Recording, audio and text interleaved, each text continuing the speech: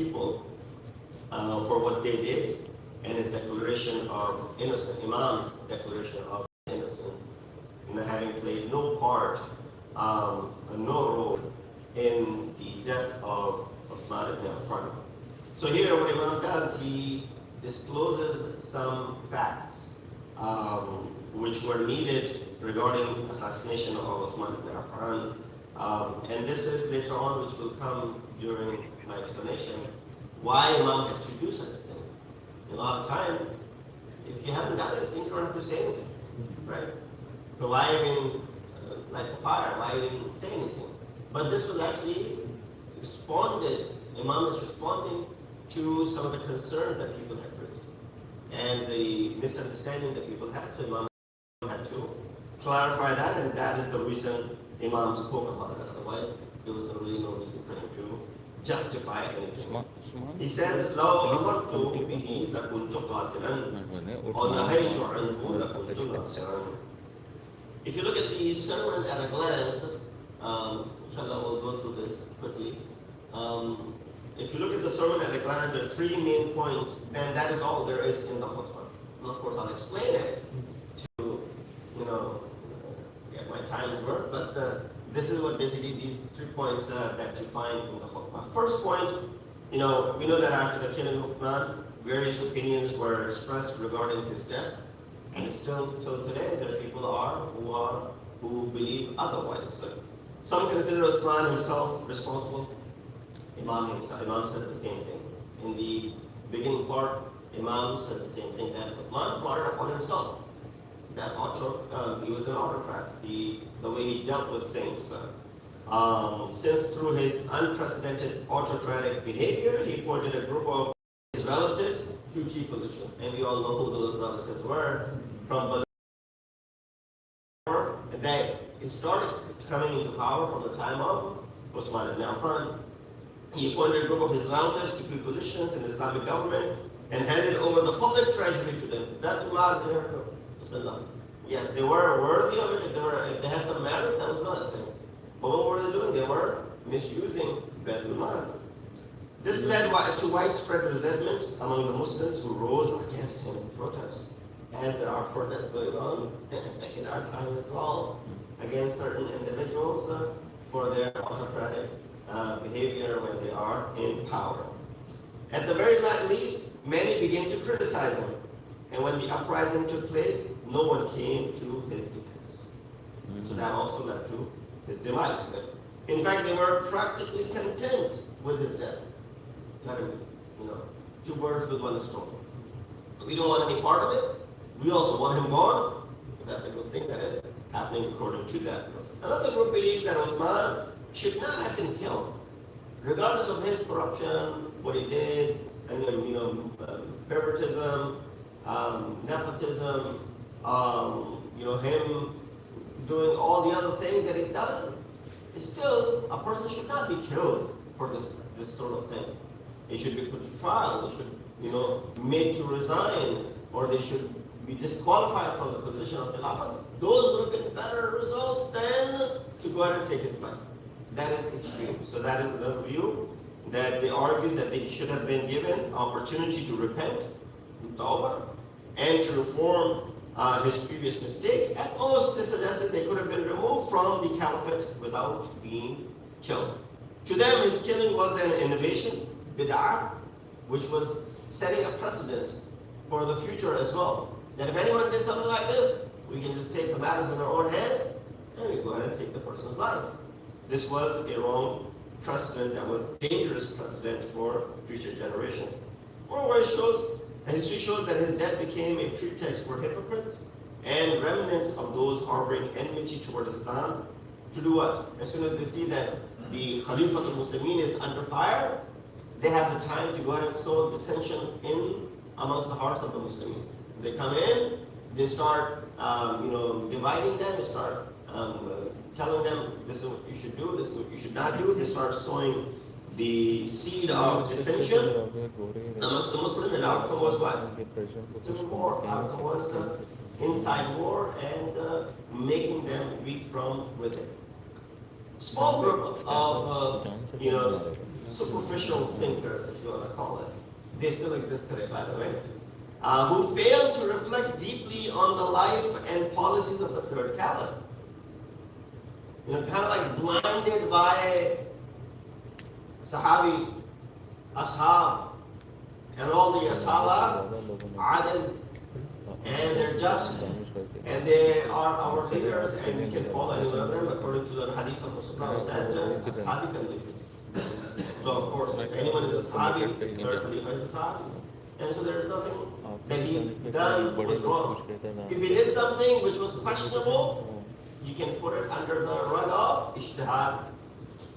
So even then, he hadn't done anything wrong. You know, when Ishtihad is done by a Mujtahid, a mistake is rewarded by Allah. Right?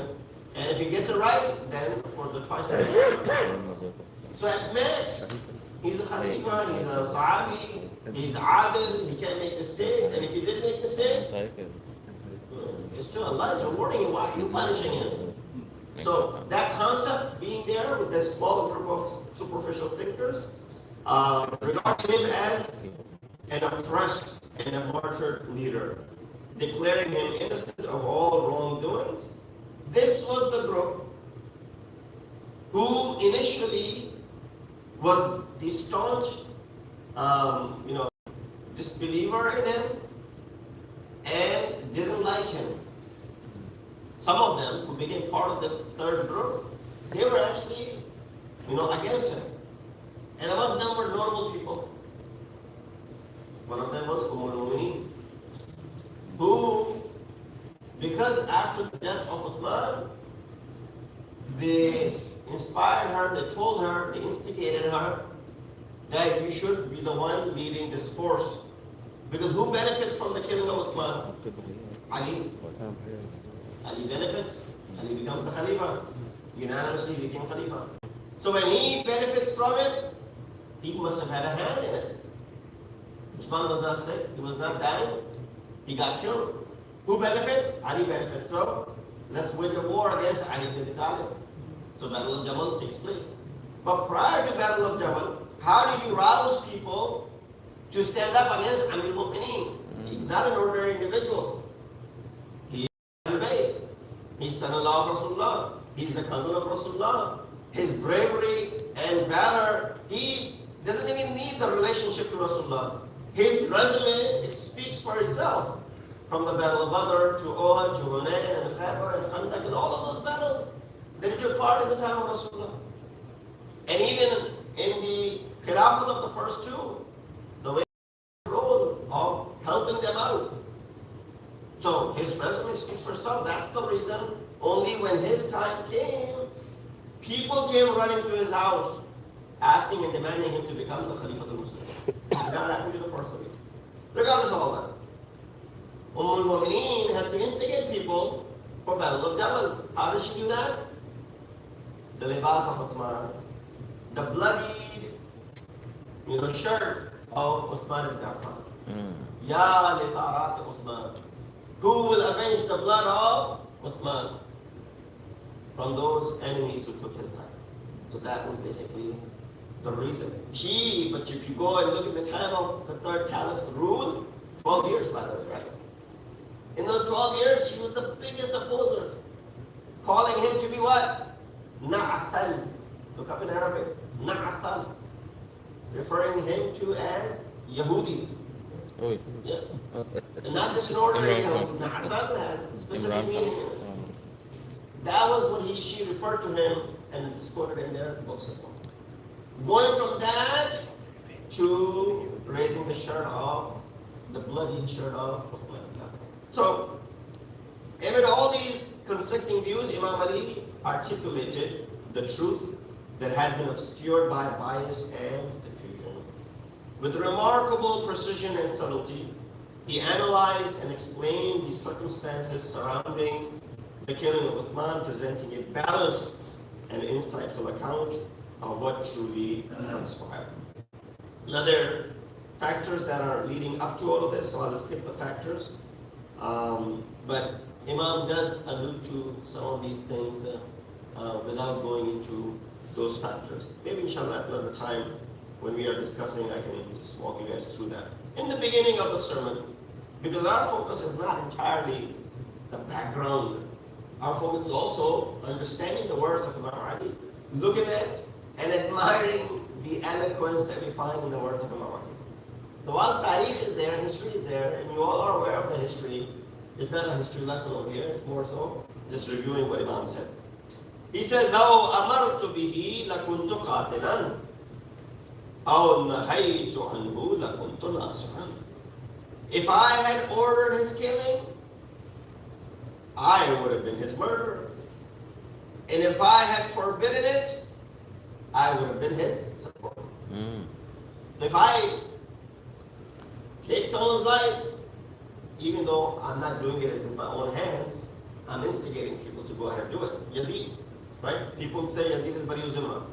He didn't do anything killing Imam Hussein. No, he sent the force to kill Imam Hussein. So he's Qatil Hussein. You can't say, well, he didn't do anything because he wasn't present himself. No, he ordered people to do that. So, Imam said, if I had done that,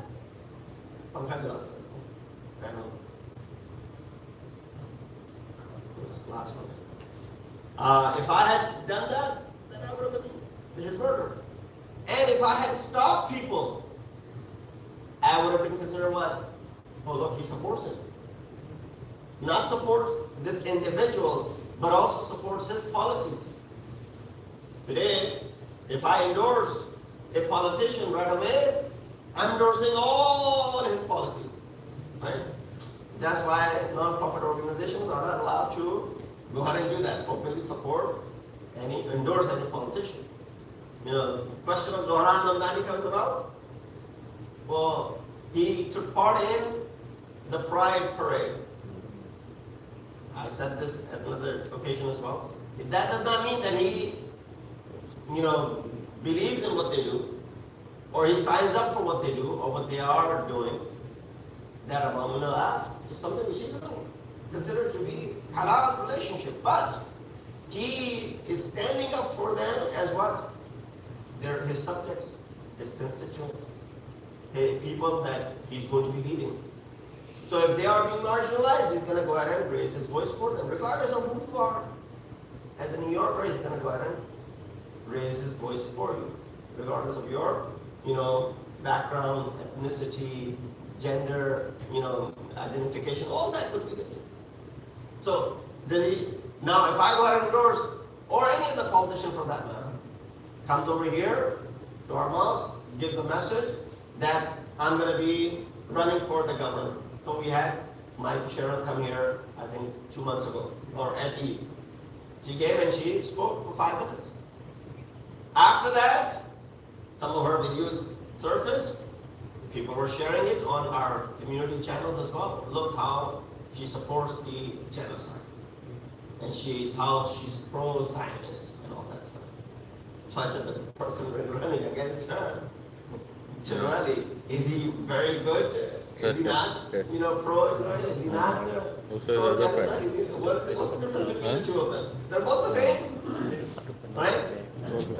And so, you got two people right there who are running for the governor. One came to Masjid and spoke about it. But you found out that she's like this. What about the other one? About the same way.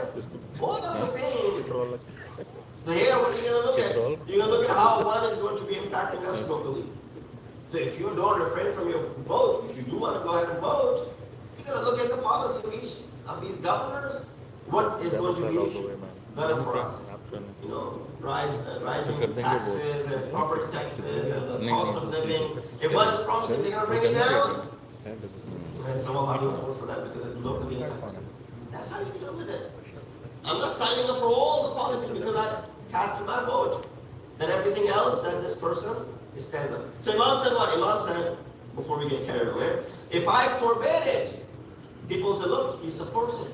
He supports him, meaning he supports his policies, his nepotism, favoritism, allowing his family to become part of the government, giving them key positions, giving them money, and giving them Baitul access. All of it, because Ali is supporting him, he supports his policies as well. The meaning of this statement is clear. I remain neutral in this matter. I didn't extend a hand to support, nor did I caused him to die either. I neither stained my hands with his blood, nor defended his wrongful actions. For both options carry grave consequences. In other words, Imam Ali declares that he is neither participating in the killing of Uthman, nor justifying his policy, since doing either would have placed him in a position of moral compromise. And Ali is above compromising anything when it comes to, especially morality. So Imam's stance demonstrates his justice, balance in dealing with things like this. And today it's an example for us. When something like this comes about, how we should also balance our approach towards it. And independence from factional motives, there were things that were right there. That third group that I mentioned, who were superficial thinkers, there was another reason why they were supporting. Because they were benefiting from what Uthman was doing. So if you're benefiting from him, you're not going to go speak against him. You're going to start standing up for him and support him. Revealing the depth of his integrity and his commitment to truth above all else. At this point, a question naturally arises. How can this statement of Imam Ali, if I had forbidden it, I would have been his supporter, be reconciled with historical reality? What is the historical reality? I'm not putting you on the spot. But the historical reality is, Imam Ali did send his two sons, Imam Hassan and Imam Hussein, to protect Uthman. Right? So how this claim of Imam that I'm neither a supporter nor a killer, while he did send two of his sons as well. So he did provide some support among them. But how can you go ahead and how do you reconcile these two? This is a natural question that anyone, especially from the other side, those who are supporters, they will raise. We know that nearly all historians have reported that Imam Ali actually discouraged people from killing Uthman. He actually went ahead and did that too. When people approached him, that they want to do this, the Imam said, yeah, Bismillah, go ahead, you have my permission to do so. Imam stopped him. He said, look, this is not the way to answer this. We know what he's doing is wrong. His policies are bad. But you don't go ahead and kill someone. He even sent his two sons, as I said, Imam Hassan and Imam Hussein, to stand before Uthman's house to prevent the protesters from storming in. They will see that Hassan and Hussein are standing there, and Hassan and Hussein at that time are not young kids. If this is happening in the 35th year after Hijrah, Imam Hassan is how old? 33 years old. Imam Hussein is how old? 32 years old. So they're grown men. So he said, and then grown men, not just ordinary grown men with sword, how powerful they are. Imam sent them to protect Uthman. Moreover, when the rebels blocked Uthman's access to water, Imam personally had water delivered to his house. So commentators of Najm al-Balagha have offered two explanations regarding this phenomenon as to how we can reconcile Imam's claim that he neither supported him nor did he stain his hands with his blood. Some say, well, Imam explained that Imam meant by not forbidding was not taking military or physical action. Imam had a lot of support with him. He could have taken an entire group of people and everybody had weapons. Everybody was a warrior, right?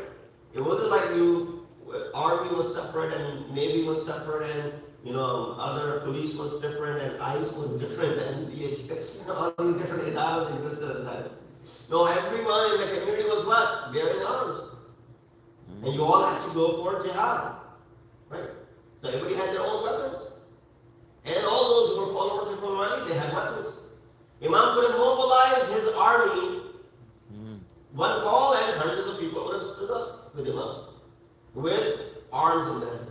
So Imam did not take any military action or any physical action, that he did not formally intervene with force or draw his sword. Imam did not draw his own sword to defend the third caliph. In other words, he did not engage in practical or armed defense. So when he said he forbid, that's what it means. Though he did indeed offer verbal advice, and he sent his sons to help maintain what? Peace. He wanted peace to remain, not to get to something like this. Thus, Imam's words express the fine distinction between his verbal counsel, telling, discouraging people not to do this, and his physical intervention in preventing that from happening. Right? At one point, I'm calling people outside who are trying to barge in the masjid. Hey, stay outside. Please stay outside. Don't do this.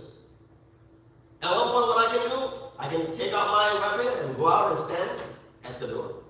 I didn't do that. I just took from here, from the window, and I said, please stay back. Please stay back. So here, it makes sense that Imam only gave verbal counsel, not physical intervention. He forbade the people through moral reasoning, but chose not to defend Uthman by force. For doing so would have been implied as endorsing his policies and endorsing that individual. Others have interpreted that Imam's statement differently, as an expression of this truth. I never gave any command for the killing of Uthman, even though, because of his actions, I believe he deserved certain consequences and, of course, divine punishment. So Imam recognized Uthman's misconduct and the grievances it caused amongst Muslims, yet he also understood that taking matters into people's hands through violence would only worsen the situation and, of course, will have consequences for the future leadership as well. Therefore, he urged the people to remain calm and avoid bloodshed. At the same time, he refrained from taking any step that would appear to be explicit support for the third caliph. So Imam refrained from doing both of these things. Hence, Imam concluded that neither ordering his death nor forbidding it outright represented the correct course of action according to the law of Allah subhanahu wa ta'ala. And another place he said the same thing, right? Be like Ibn Laboon, right? That famous. That in the time of fitna, Ibn Laboon, be like that child of the camel's, baby. Camel's baby is what? Camel's baby at that certain age when it's called Laboon, it's neither, you're neither able to ride it, nor are you able to benefit from its milk. So that's why I said in the time of fitna, be like the Laboon, Ibn Laboon. Why? Because at that time, you can neither someone can benefit by standing on your back, nor can they benefit from you afterwards. Yes. If the action of the Sahaba is ijtihad, killing Usman was a collective ijtihad of Sahaba, right? But then this is the distinction. One is mujtahid ala, another are small mujtahideen. So if Abu Bakr and Umar and Uthman and Ali and these who were in the leadership role, their ijtihad is above other ijtihad. So that therefore that would not fly. But it's a good argument that if you think that Uthman did ijtihad by doing all this, then others were also Sahabi. Those who were taking action, also Sahabi. So they were also doing their part and role in ijtihad. So through ijtihad, the whole concept of ijtihad is flawed anyway. It's not something which is Ijma Ummah, right? Right. The way they say Abu Bakr is Khalifa because the Ijma happened in Saqiba. Then here also Ummah did Ijma and they killed Usman. good, yes. So that's what basically it is. But nonetheless, we see this whole concept is flawed anyway, right? It is something which will not be flying. But it's a good point that over there in Saqifa, the whole Ummah got together and picked one. Here, the whole Ummah got together and removed one. It's the same exactly. Yeah. So through this statement, Imam also sought to take measure and unifying stance amidst the intense division. But Imam was also trying to keep a calm in the community and in the society. So Imam Ali's position was thus a careful and wise one, avoiding any response that would further inflame conflict and deepen division with the Muslims. So that was, Imam could have done the same thing in the time of first Khalifa. He could have stood up. Talha and Zubair are with Imam at that time. Right? They're all there with Imam. And there are many other people who are with Imam, but he avoided doing that. He could have done the same thing in the second. But nonetheless. Then the Imam, to further clarify his position,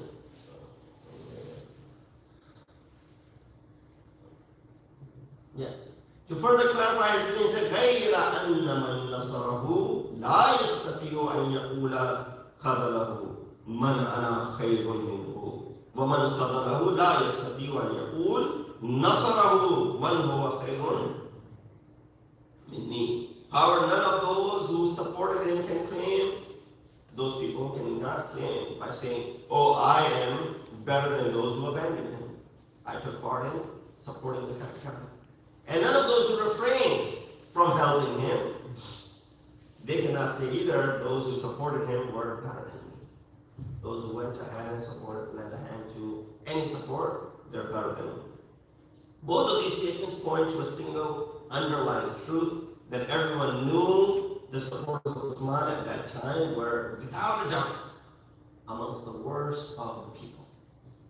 While those who withheld their support, choosing neither to defend his wrongdoing nor shed his blood, were among the most honorable and the respected companions, including the Muhajirin and the Ansar.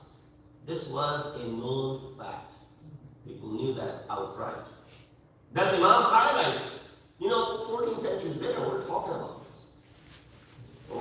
We're not aware of the entire ground reality because we got differing opinions from the history at that time.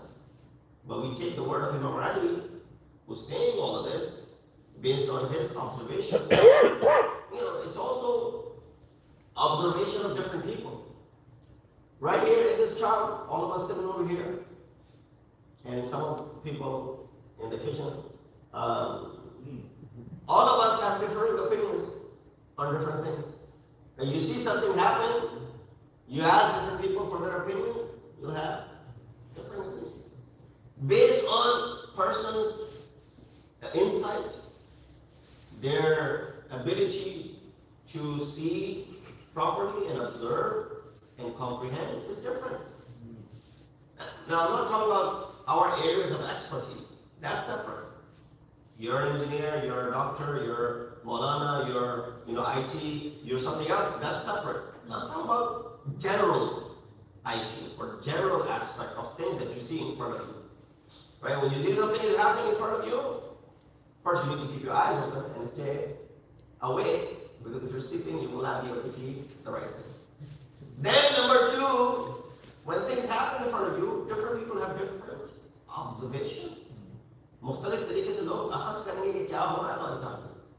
And that's what you look at over here. Whose opinion is going to be superior to us? Of course, Imam Mansur. Imam Mansur is saying this, that the worst of the people who are with him and the best of the people who stay away from him, we're going to take his word. Yes, the best of the companions of Rasulullah, most notable, were against the Prophet. And that makes sense too. To explain this further, reliable historical evidence clearly shows that when the attack on Uthman's house took place, the companions of the noble Prophet, including both the Muhajirin and Ansar, almost unanimously withdrew their support from him. Unanimously. Not a single person from those leading. Undoubtedly, they had been in favor of Uthman. No one would have dared to create such a scene like that. If all of these notable Sahabi had stood up, people would have withdrawn their swords. They would not have gone to do this. So if Imam Ali and the other notable people had stood up, those who were respected in the community and the society, people would have refrained. Now, Imam Hassan and Imam Hussain does not have that level yet in the community, being the grandsons of Rasulullah, that people will stay away, they still went ahead and did. But if Imam Ali stands, if Salman and Abu Dhar and Miqdad and Ammar and others stand, other notable companions stand, then of course they're a force and people will not go against them. So at that time, the only people who supported him, Uthman, were individuals who were widely despised within the Muslim community. So not only his actions were bad and people had seen it, but those who were standing with him were also bad. I don't want to draw any similarities But then you have a leader of a country, and then you look at the cabinet. Everyone else that is over there, so everybody is being despised. And they were showing their loyalty because of what? Personal material interest. Their defense of Islam was not out of principle, but rather to protect him, their own unjust privileges and positions. So thus the situation was clear to everyone, even the supporters of Uthman, who consisted of opportunistic figures like Marwan. What is the Marwan's benefit in all of this? Well, he's got hukumat. And others like him, who later on you saw their Irlan and their character. If it was not clear in the time of Uthman's killing, Marwan ibn Hakam, then later on became very clear. Did not dare to claim that they were better than the great body of Muhajirin and Ansar who had refused to defend Uthman. Likewise, those who withheld their support for him did not view Uthman's followers as righteous or superior in any sense. That's what Imam is saying. Those who stood with him, they cannot claim that we are better. Those who did not, they cannot be said that you are worse. This indeed is a subtle and eloquent expression that unveils the reality of the third caliph's actions and shows that he had done things which provoked widespread resentment amongst them. What are the things that happened? These four things on the bottom, if you see it right here. Number one, his misuse of the public treasury, by distributing his wealth among his close associates. So here, I have Batullah in my possession, and if I only give it to those sitting in the front row, and then those sitting in the second row get 1/3. Those sitting on the chairs get 1/5, for example, homestead. Those in the basement, in the kitchen, they get nothing for example. They don't deserve it. They're not entitled. Only eggs. Just society. But you know, what is going to happen after a month? What's going to happen after a year? Revolt. These people will be loyal to me. जिनके कहते हैं कि इस्लाम was the richest caliph. So that's a natural thing to happen. That's तो what's लोग happening in a large जितने scale. अमीर होगा उतना I give an example, so you can be amused by it when you look at it. That's what's happening. A person who's the ruler of an entire Muslim ummah is doing this. This discrepancy happens. Number two is appointment of unqualified and corrupt individuals to key positions in Islamic State. One is headed over Sham, one is headed over Basra, one is headed over another place. These are key positions. And he's sending his family to rule. That's what Abu Sufyan said. When Banu Umayyah came into power, he said, now, use it like a football. Pass it around amongst ourselves. Whatever ball that existed at that time. Use this as a ball to pass around. Give one, you see when two sides are playing, and then Arsenal are playing, they're not gonna, on purpose pass it to the opposition. They're gonna pass the ball to themselves, keep it within themselves. So they have a better chance of succeeding. That's what Sufyan laid out the plan for them. Number three is favoritism and injustice in dealing with people. That was also happening in a small level. And his neglect of the broader interest of the Muslim community. Some commentators in Al-Balagha, they, such as Ibn Maytham in Sharh al-Balagha, have mentioned that Imam Ali made this statement in response to a person. Remember I said in the beginning, why did Imam Ali need to say anything? He can just remain silent and just give a khutbah about it. But he said it in response to a person who in his presence has said this. So this is what this person said. Those who withheld their support from Uthman were the real cause of discord and fitna. For if the senior companions had come to his aid, the ignorant among the people would never have dared to shed his blood. And if the senior companions had truly considered him deserving of death, they should have declared this openly so that confusion among the people might be found. So this was also a growing sentiment. People were saying, the bigger picture was this. If all these great companions, they approved or disapproved, so Imam would then go ahead and clarify things. Why? Because this person was literally attacking Imam Ali. Who else is there You know, someone comes over here and says, you know, the community needs better services from this masjid. So they're basically speaking to someone like me, or those who are in the leadership role. They are speaking to those who attend, necessarily. So the Imam understood that this individual was indirectly referring to the Quran. Therefore, he responded with this graceful and measured remark, clarifying his position without qualification. And inshallah, we'll conclude the last portion of it. Imam, he said, I can summarize the matter of Uthman for you in a short but meaningful phrase. This is the last phrase of it. He said, وَأَنَا جَامِعٌ لَكُمْ أَمْرًا. I'll, summarize it for you. استأثر فأساء الاستئثار وجزعتم فأسأتم الجزاء. He acted with arrogance and exclusiveness, and he did so in the worst way. And you reacted with anger, and so you did it in the worst way as well. Both are wrong in this. Now, the explanation of the words ista'far and istidad and all that, I'll refrain from that. Then he says, وَلِلَّهِ حُكْمٌ وَاقِعٌ فِي الْمُسْتَعْفِرِ وَالْجَازِرِ.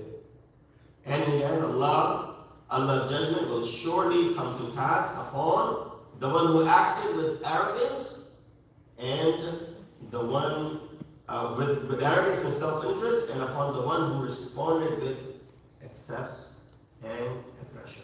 Both will be taking the jaza from Allah subhanahu wa ta'ala.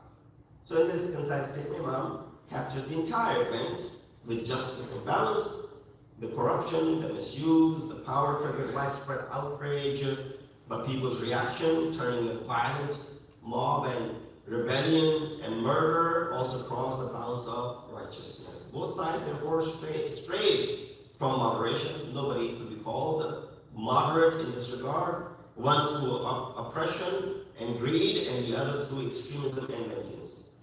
Both are, in this regard, on the wrong path. The Imam's words thus represent a model for morality, recognizing wrongdoing without endorsing chaos and condemning injustice without legitimizing bloodshed. This is the way to go. Let me read it again. Imam's words give us this model of moral clarity. What does this say? Recognizing wrongdoing without endorsing chaos. We know what is happening is wrong, but we're not going to go ahead and endorse a chaos to handle the situation. And condemning injustice, the one who's the leader, condemning injustice without what?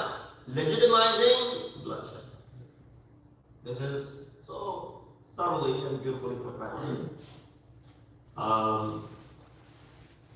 In this sermon, Imam declares both Uthman and the people were at fault. Uthman acted wrongly by adopting a style of autocratic rule, imposing self-centered and hereditary system of governance, granting authority to incompetent relatives, giving them unrestricted access to public wealth, and then in turn plunder its wealth and oppress the people, and widespread protest amongst all corners of the Muslim world. That led to his demise, whether if you call it unfortunate or whatever.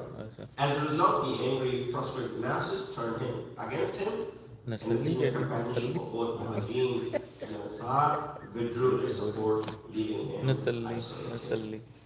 This was pretty much the gist of it. I'll stop over here as there's other discussion, but that is more in line with the linguistic aspect of Imam's words of eloquence, what Sayyid Rabi has captured in this. But we ask Allah subhanahu wa ta'ala to give us a to understand the words of Al-Mu'min and also to comprehend the history and development of Muhammad wa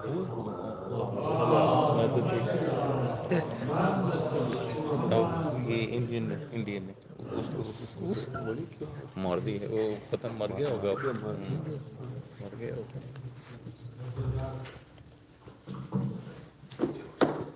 السلام عليك يا نبي الله السلام عليك يا رسول الله وعلى ابن عمك أمير المؤمنين وعلى ابنتك فاطمة الزهراء سيدة نساء العالمين وعلى والديك الحسن والحسين سيدي شباب أهل الجنة وعلى إسحاق المعصومين من ذرية الحسين. السلام عليكم ورحمة الله وبركاته.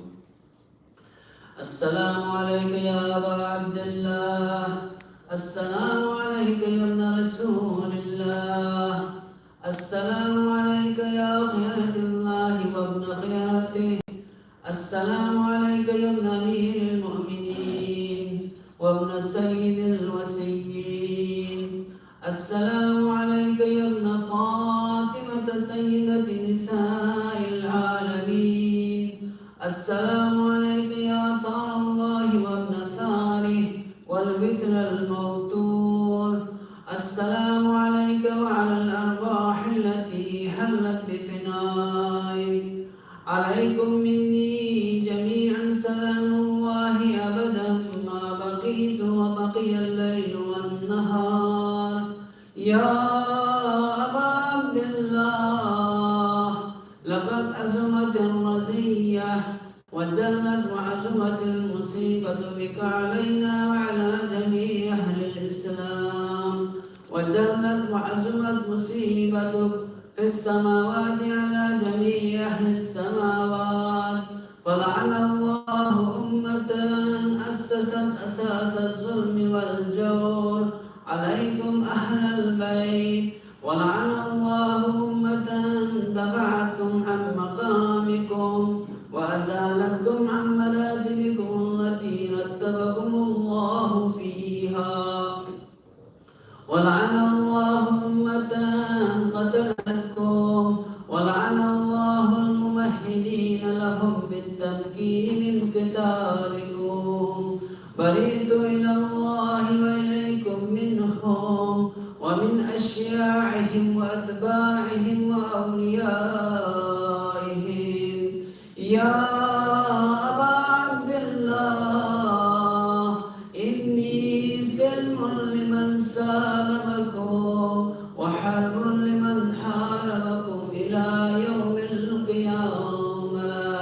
ولعن الله آل زياد وآل مروان، ولعن الله بني أمية قاطبة، ولعن الله ابن مرجانة، ولعن الله عمر بن سعد، ولعن الله شمرا، ولعن الله أمة اسردت والجمت وتنقبت لقتالك.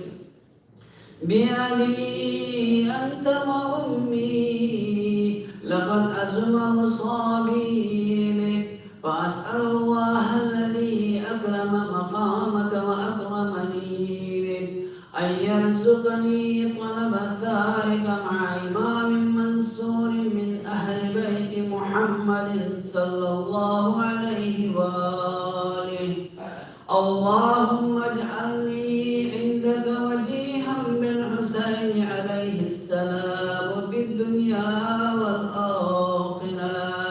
يا أبا عبد الله، إني أتقرب إلى الله وإلى رسوله وإلى أمير المؤمنين وإلى فاطمة وإلى الحسن وإليك بموالاتك وبالبراءة ممن قاتلك ونصرك الحرب، وبالبراءة ممن أسس أساس الظلم والجور عليكم، وابرأ إلى الله وإلى رسوله ممن أسس أساس ذلك وبنى عليه بنيانه وجرى في ظلمه وجوره عليكم وعلى أشياعكم. برئت إلى الله وإليكم منهم وأتقرب إلى الله ثم إليكم بموالاتكم وموالاة وليكم وبالبراءة من أعدائكم والناصرين لكم الحال، وبالبراءة من أشياعهم وأتباعهم. إني سلم لمن سالمكم وحرب لمن حاربكم وولي لمن والاكم وعدو لمن عاداكم.